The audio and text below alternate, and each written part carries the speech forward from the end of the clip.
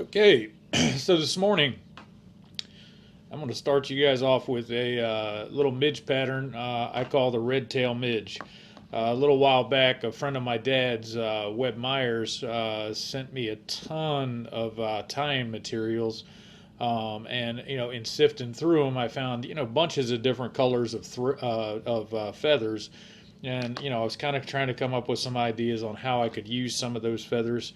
And I came up with this little pattern, and I tie this down in sizes 22, 24. I tie very small flies, but the little red tail on this fly seems to be a strike trigger, and it works very well on the rivers that I fish here in North Georgia. So what I'm going to do is I'm going to start out. I'm going to use olive thread on this. It doesn't really matter on the color of the thread. Basically, it's your choice.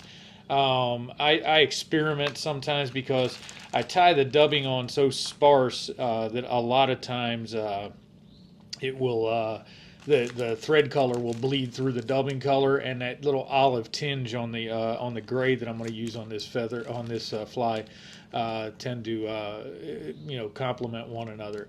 I'm going to start off. I've got a pack of red feathers here from Webb, and it's a huge pack. I mean, this pack will probably tie maybe in the neighborhood of about 1,000,000 flies.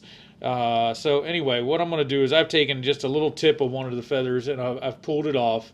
Okay, and what I'm going to do is I'm going to peel back, I don't know, maybe a dozen fibers or so. I'm going to straighten those out. Okay, get the tips as even as I possibly can.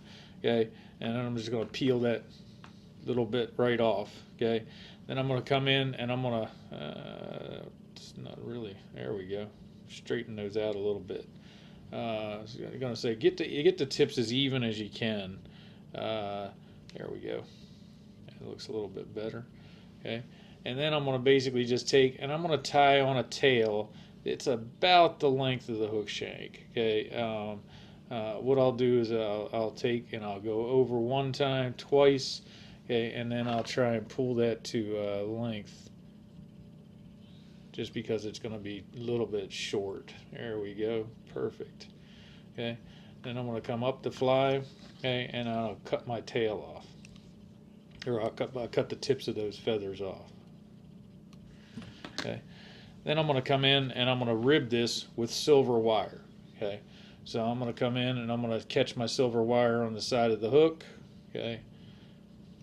Come in. And I should start with saying that I'm actually using a curved emerger type style hook, and I've actually got a little silver bead on the end of that. Because this, a lot of times I'll fish this as a dropper off of one of my bigger patterns, or maybe even off of a dry fly, and I do want a little bit of weight on this hook so that I can actually sink it and get it down a little bit. Okay, next I'm going to use, again, from Webb. Thank you, Webb. It's muskrat dubbing, and basically this is a little gray dubbing, and I got to tell you, a little goes a long way. Muskrat is something that basically is, it doesn't take much just to coat the thread just a little bit. And I always say, if you think you've got too little on there, you probably have too much. So what I'm going to do is I'm going to wind back, and then I'm going to start winding my way forward. Okay. And I'm going to go all the way up to the actual silver eye. I'm going to come in, and then I'm going to reverse wrap this silver wire. Okay. I'll wind it right through the hook, or right up the hook.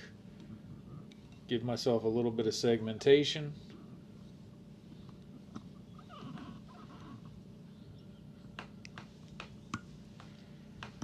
And then I'm going to whip finish.